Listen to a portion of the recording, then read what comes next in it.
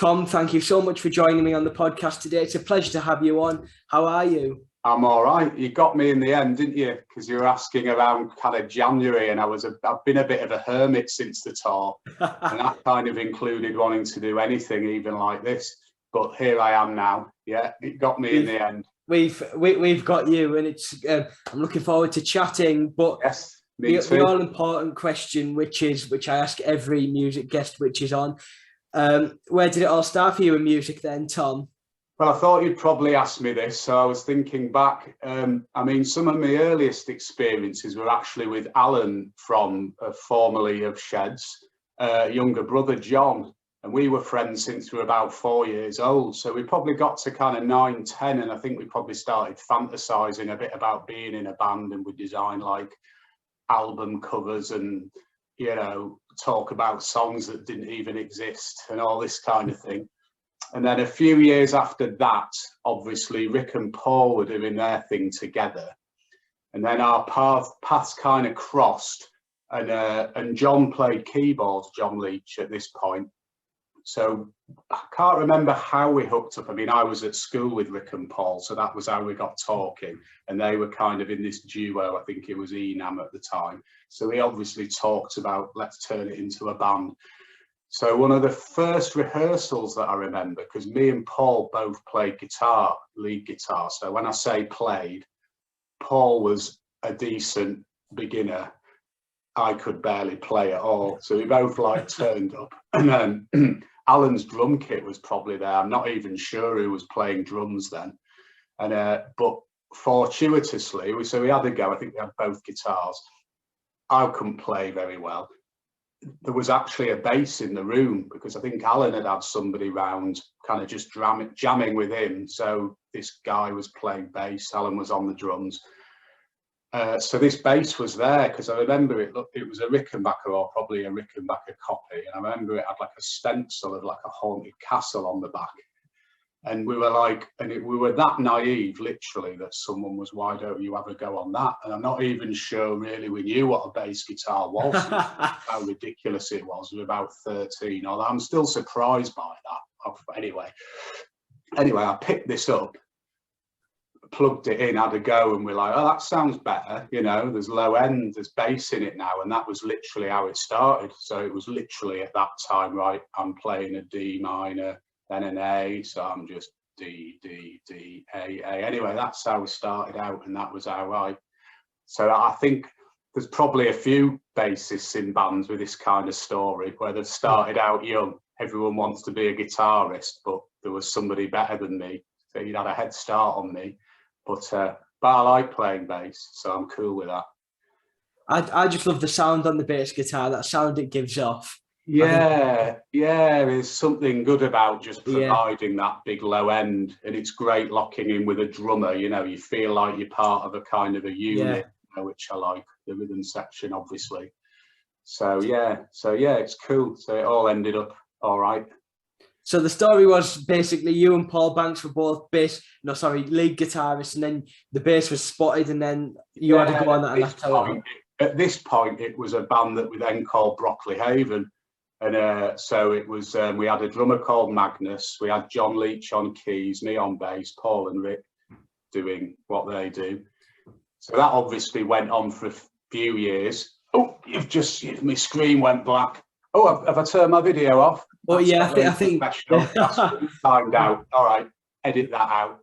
Yeah, we can do that. Brockley Haven went on for a few years.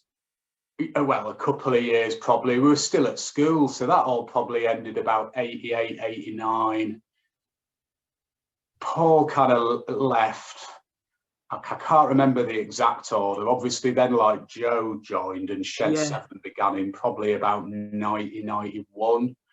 Went on with Joe in it for a couple of years. Joe left, Paul joined sort of circa 93, and I guess the rest is kind of history. But in that in-betweeny period, funnily enough, I was out with a random guy the other night. He was a drummer in York, and he reminded me he'd done a gig with me. And Rick, we called ourselves the Spinning Things. So there was a couple of transitional groups after Brockley Haven before we got to Shed 7. and we played a gig at the Winning Post, and I wouldn't have even remembered I'd done a gig with this guy. There was also a period where Rick had to move away, move down to Chippenham because his parents moved down there. We tried a couple of other singers, it wasn't really working out, and then thankfully Rick returned, and you know, he was obviously clearly the man for the job still, so he was welcome. The other guy was probably quite unceremoniously dumped quite quickly, and Rick was back in the fold.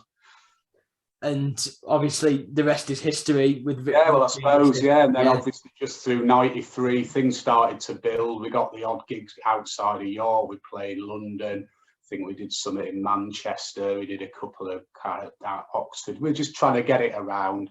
We got the interest of a manager who, you know, started to tout it. And of course, things were blowing up. It was a good time to be in an upcoming guitar band then, obviously. And you know, we got signed at the end of 93, you know, he helped us, you know, getting a deal and all that. And then, let's say it again, the rest is history, I suppose. Quite a checkered history, I suppose, in terms of, I suppose, any band that's been going as long as we have will have had a few changes and, you know, whatever. Yeah. But you have always kept like that friendship as well. That's always been there, hasn't it? I've always been there. In fact, I'm probably the one constant now. When you consider Paul was out of it for a bit, even Rick, bless him, through no fault of his own, he had to move away with his family. He was out, so you could argue I'm the most consistent member of Shed 7. The most ever present. There we go. Yeah, you can't get rid of me. The one thing I wanted to ask you, Tom, was I know Shed 7, you would put the band in the indie Britpop bracket, but obviously before the 90s, you didn't have any of that. You still had guitar music and everything, but who were your biggest influences in the artists? Well, I mean, you know, when we were starting out in 1991, you know, obviously we'd been into all the kind of Manchester thing. We were into Stone Roses, Happy Mondays, all that, but we were into like R.E.M. and, you know, the Cure, the Smiths, obviously, just all like the good 80s kind of stuff. And then like, you know, when the 90s started to kick in, and then of course there was the acid house, there was Primal Scream, Screamadelica. I think we were also influenced probably by Nirvana and some of that stuff, you know, in the kind of starting out, because it was just so present. I forget what I was listening to the other day, but I sometimes hear that, certainly in our earlier stuff, I can definitely hear an R.E.M. influence, and probably even sometimes almost a bit of a Nirvana. I don't know, something like Sensitive. No, I don't mean Sensitive. Immobilize or something kind of early days. It's almost half baggy and half kind of quite heavy, you know. So I think that, you know, we were into all that good stuff. But yeah, I mean, I suppose the Smiths and the Stone Roses and the Stones and all some of the 60s stuff as well. Yeah. And I know, like, the bands like Happy Mondays, Stone Roses, Charlatans, even as well. Like they were all like the start of that. But I remember hearing Alan talk on a podcast before, and he said Shed 7 sort of had it hard for a few years because you had all of them bands come through like 1990, 1991, but then there was sort of like a couple of year period where things went like really dancey and acidy and stuff. It was dancing, grunge and that, wasn't it? And then I suppose it was late 93, 94 that the old Britpop thing kind of kicked on, didn't it? But yeah, things were a bit different early 90s, because you had the kind of, you had the dance, you had the grunge, and then you had the kind of all the kind of, it was Wonder stuff still, and some of them kind of bands, wasn't it? Nothing against them, they were a good band, but yeah, it was and then so it was I wouldn't say I wouldn't say it was wilderness years, because there was good music around, but you know, and might seem a funny thing to say, I can probably give and take a lot of the Britpop stuff. You know, I'd be more likely to be listening to sort of 80s indie, really, or I've always preferred the sort of American, like the Pixies and Pavement and that kind of stuff. The kind of more Britpoppy sound side of Britpop, you know, we might be culprits for being a big part of that, but it's not necessarily something I'd turn to listen to very often. I mean, I like Pulp, Super Furries, Supergrass, but you know, there's probably, and I'd maybe put Blur on once in a blue moon. I don't think I'd ever really choose to listen to Oasis, but you just hear them anyway, don't you? Yeah. Whether you want to or not. So I'll probably get me fill that way. I think as well, you could argue Liam Gallagher on his own is probably as good as Oasis. He's probably as good as the last few Oasis albums, isn't he? I think the first two, obviously, they were pretty. Yeah, definitely. Yeah. But beyond that, yeah, he's probably up there, isn't he? And he's not going to put out a hip hop album, is he? He's just doing it. He just carries on in that vein, and he's quite unique in his standard sort of way, isn't he? So yeah. And he's getting a lot of he's obviously getting younger fans jumping in, which we see a bit of, not to the extent. Yeah, he's massive, and fair play to him. It's good that he's still about doing his thing. And it's good to still have yous and artists like Liam Gallagher out there these days, considering. I think so. Yeah, I mean, there's lots of good new stuff coming out, and.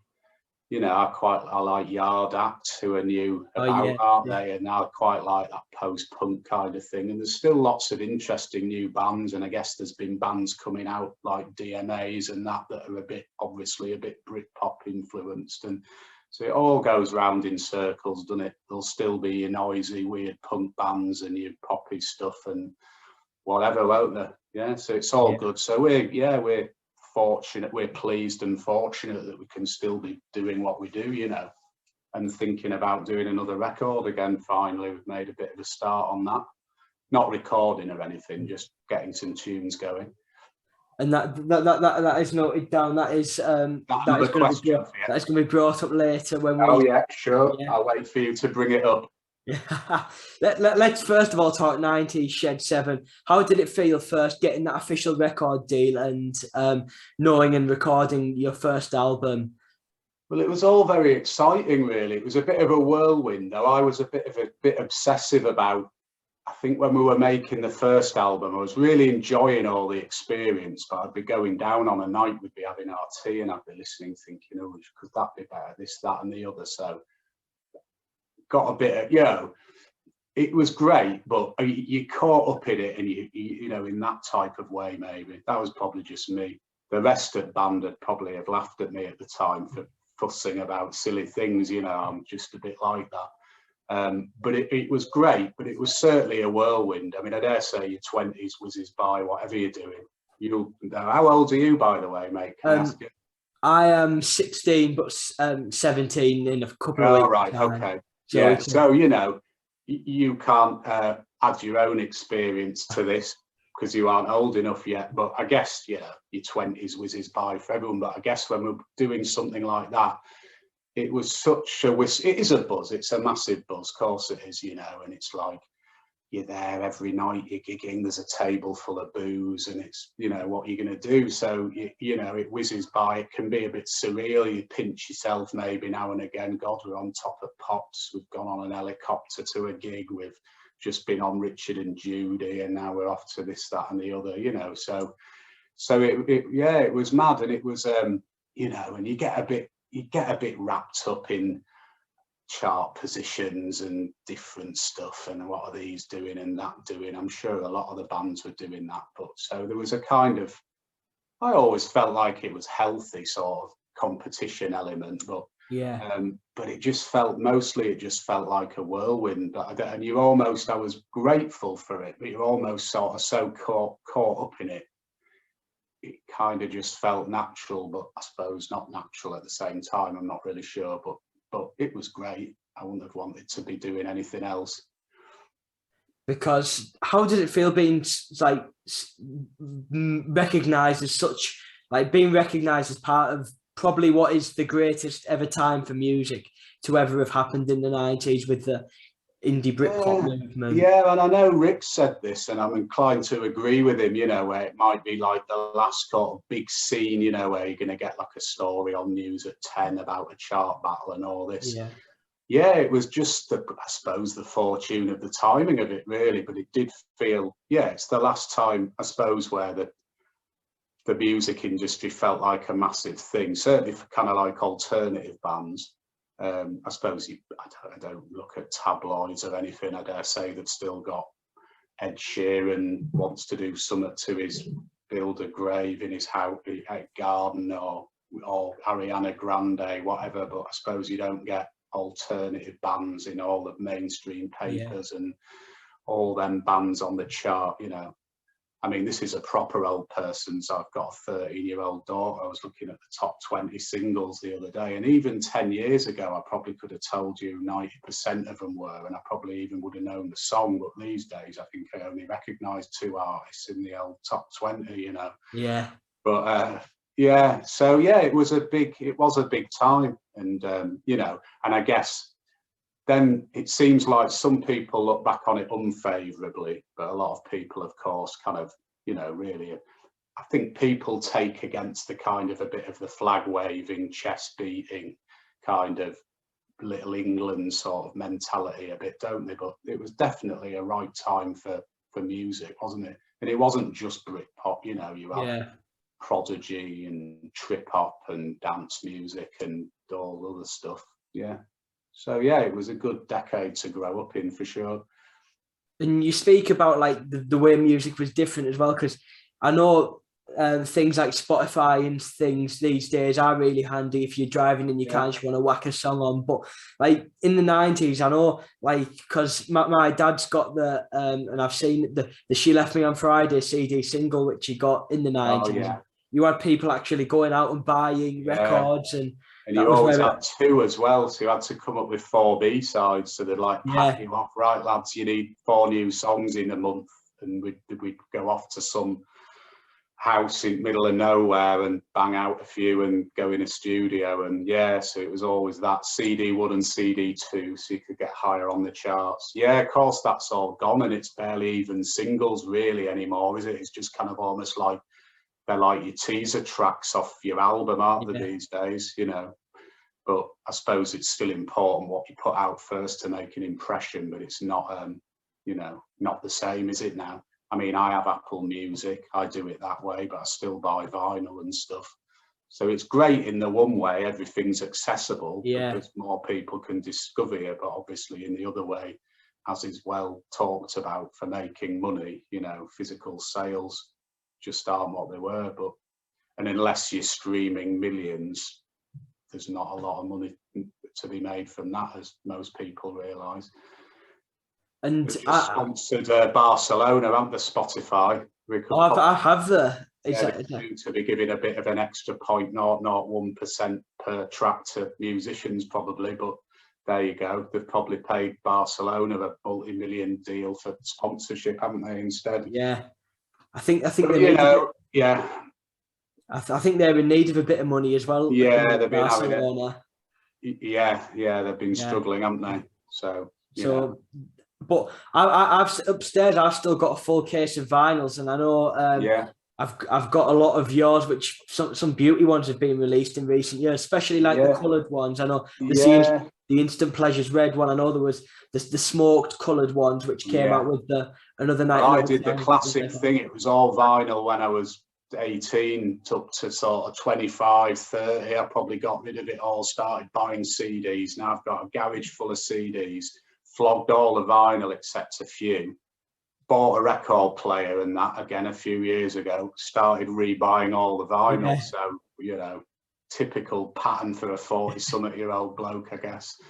Because they have sort of like come back into fashion again in recent years. There's something to be said for all of it, really. Sometimes I'm like, I can't be bothered putting an album on, I'll just shuffle some tracks off my phone through my speakers. Other time then I'll think, right, I'll put an album on. When you do that, I probably feel like I'm making a bit more effort listening to it, engaging with it a bit more.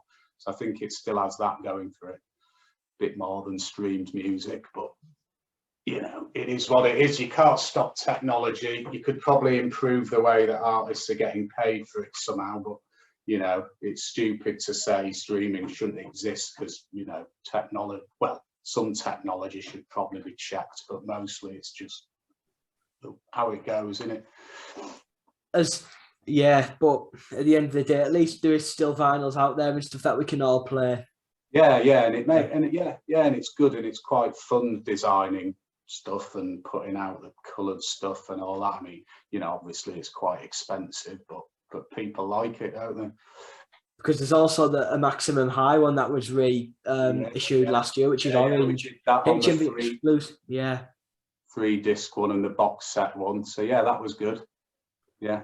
And it was good to have the because I still had the old Maximum I think vinyl, but it was nice to have them extra because I'm quite fond of some of them B-sides that were on that special editions. It was quite nice to have them on vinyl. And it's nice to like play a whole album all as one as well. Yeah, for sure. And the other thing I want to speak about now, and Rick's come on this podcast twice, and I've spoke to him about rehearsing last night. I was chatting to him. I said I'm going on it. I said eventually. He's been asking me a couple of months, and I've stepped up now finally. And one of the questions to him was, has he got a funniest Shed story from the 90s? But he said people have told him things over the years, and he said some of the stuff he doesn't even remember. But how's that for you? Oh, do I have a story? Yeah. Oh, I mean, there's probably quite a few. Was he telling you the one about I think he said this on Summit before, where a helicopter stopped for us to have a piss at East Midlands Airport on the way somewhere. That was a good one. I think he's told that one for some Top of the Pops thing he's done. Well, I thought you might ask me. I mean, this isn't a particularly interesting story, but if you were going to ask me about bassists that I was into, I thought, what might he ask me? So all I wrote down was a few names of bassists. So you don't have to ask me this, anyway, I remember we met Manny at a Stone Roses tribute gig. So at one point, this just shows how up for it he is. He was jumping in back of a van with like a Stone Roses cover band and going about and DJing and that. So we were in Liverpool. I can't remember when we were there, but it was probably mid-late 90s. Manny was there with him. We watched him. And after we were backstage, and I was talking to him about playing the bass. And I think I was thinking about Daybreak off Second Coming, and it's that do-do, do-do, do-do, do-do, do-do, do-do. I'm going, I'm not very good at like playing with fingers. I'm not a very technically gifted bassist at all. And I'd say, how would you do that, Manny? How could you play? He said, think of Sooty and Sweep. He was like that. I just always remember it like two sort of finger puppets. That's the story. It's not the best, but it's something I thought of. I mean, there's loads of stuff, you know. There's Alan outside Liam Gallagher's window at the Columbia Hotel, banging on the window. There's him trying to have him and our friend who was with us nearly having a fight at Columbia Hotel. What's that one? Well, he just, we met him a couple of times. So have you heard of the Columbia Hotel? And it was quite famous, but all bands, they stuck all bands in there. It was fairly grotty. It was just on Bayswater Road in London, but it was pretty cheap and they were really tolerant of bad behaviour to a point. So I think that was why record labels would book everyone in, and we've met quite a few people there. One time there was Evan Dando actually out the Lemonheads, and he had a big trench coat with a big like stain on it. He was telling us it was Kurt Cobain's trench coat and it was his snot. I don't know if that was true. And then he slept in the bar. We came down in morning for breakfast and he was still just laid there. You just have this night porter who'd come and serve you. Though apparently Oasis did get barred from there. But anyway, on the one occasion we were there, we'd done a gig or something. Anyway, Alan found out what room he was in, and it had these balconies round the side. So you're talking, they weren't meant to be walked on, you know, where there's just a ledge. And he was on about the third floor. So Alan gets he must have gone out of his room, and about 3 windows down, he realised, and he's like knocking, Liam, you're meant to be rock and roll. I think he might have been in there with a woman or something. Come out, and he's going, I'll knock you off that bloody wall in a minute. You know, he didn't get him out, but he was because he was on, but Alan liked doing stupid acrobatic stuff. He'd hang off a ledge at like 200 feet, and I'd be like, stop it. So yeah, there was that, the Embassy Hotel. I forgot what you were asking now. Just 90s experiences. Oh wait, was that the? I know you said Columbia. Is that the same as the Embassy? Yeah, that all happened at the Columbia Hotel. Yeah, I think they actually did the Chuckatelli out the window, and it landed on the manager's car, the oldest one in the Rock and Roll Handbook. So I think they did actually get banned. but it was meant to I've be. heard about that one. Yeah. I know you mentioned there about bassists. I was going to ask you that, but when it came to, like you said, you originally wanted to be a lead guitarist, I didn't know whether I should ask or not, but yeah, go ahead. I was just thinking about Columbia again, so I'm going to tell you one. I just occurred to me that we actually stayed there for about 5 weeks when we made Change Giver. Me and Paul actually shared a room. We'd sit up like playing Tetris and talking half at night, and then we'd be, oh shit, we're back in the studio in like 3 hours, we better get some kit. And we'd sit and play cards for like stupid amounts of money and that. And anyhow, so we'll go back to basis. Yeah, I mean, yeah, what was your question? Who do I like? I know the obvious one's probably going to be Manny, isn't it? Because Manny would be on there, but amazing. Yeah, I mean, obviously the bassists that I like are obviously influenced by the kind of the band I like. It's a sum of its part, isn't it? So there might be a flashy bassist, but I'm thinking, well, you're shit. Like Level 42, I don't dislike him, and they've got a couple of decent 80s hits. Obviously, he's a really technical bass player, but I'm not really a fan of the band. But I think like a lot of people, I've watched the Beatles thing, Get Back recently. Yeah. So thinking a bit about Paul McCartney, who rightfully is often quoted as a great like melodic bass player. Like Bruce Foxton out the Jam. Yeah. And there's a lot, I like the, on the more sort of American or post-punk sort of side, the original guy in Interpol, Kim Deal out the Pixies, or, it doesn't have to be fancy, even like the Police and Sting, just for like playing simple stuff and singing at the same time, Yeah, you don't have to be playing. Sometimes it's about knowing when not to be playing, as much as probably a bit of a cliche, but yeah. So I've never been a big student of the bass or very technically great. In fact, recently with more time in kind of lockdown and all this, I've found myself down a bit of some YouTube rabbit holes, looking at James Jamerson, the guy who did a lot of the Motown stuff, and different people like that, and thinking, right, when we do next album, I'm going to try more than I ever have to put thought into the bass lines, not just do the first thing that kind of comes to mind and then embellish it slightly. Really try and think, right, what's going to suit this song. So hopefully I can push myself a bit further. But what influenced your sort of like style of playing the bass? Because I know you've sort of got like your own, like you almost play to the crowd, which I think is brilliant. Performing. I don't know. It's almost like a kind of a bit of an ADHD on stage. I probably did it more in the early days. I was probably more the kind of aloof, just posing a bit. But at some point, I don't really know whether it was a slow transition or it just happened overnight. It's like I just can't keep still, and I don't feel like it's enough to just stand there looking moody. I feel that'd be a bit ridiculous. I'm nearly 50. I don't know. Probably it's more ridiculous to be bounding about everywhere, actually, at nearly 50. Because I know it's really like I have ants in my pants and I just want to cut loose. I don't know. But sometimes I'll do something and I'll think, why did I do that? But mostly I'm kind of, I don't know. I just like having a bit of a show off, I suppose. I don't know. Playing live with the bass, what are your favourite songs to play? Because there's certain stuff, I'll enjoy every song because of the buzz of a gig and the crowd. Yeah, obviously, and like the crowd participation. For me, Dolphin, I don't think we've ever not played it at a gig. Yeah, Dolphin's one of my favourites. I just still enjoy it because of the groove on it. I really like to play that. I like to play. I mean, often it's things that are newest. That obviously it was a long time before we did anything new, and then when something's new, it tends to feel a bit more fresh. But I'm trying to think out of like the kind of old stuff that we do every time. But yeah, I mean, Dolphin's a good example. Because I know like doing On Standby. I quite like the way that sort of rolls along. Oops. Because I know in Dolphin, I loved, you know, the end where I think where Rick nips off stage, I imagine, to do whatever, and then you and Paul Banks play the rest of the song out, which is actually change it slightly. extended. Yeah, we've always done this thing where we put a stick and ending on it, and we always change it a little bit to keep ourselves kind of interested. Yeah, and we like to do that a bit with gigs, just make a few little tweaks and changes.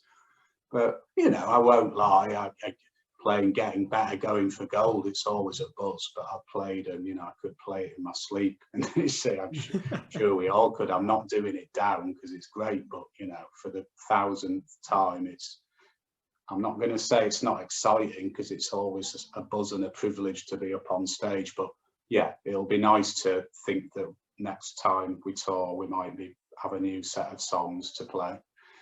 Which is going to be very, just put it at that. Yeah. Very, very exciting. And one thing that me and Rick did speak about last time was, because one thing that did change, and which I imagine you loved as a bass player, was where have you been tonight, when you, Rick and Paul, stood in the middle of the stage and sort of like done it acoustically, and the bass really did come into effect with the acoustic guitar. Yeah. Well, I thought that, I mean, we planned to do Speak Easy like that, and then I think it was maybe a week into the tour, we were like, oh, why don't we try that?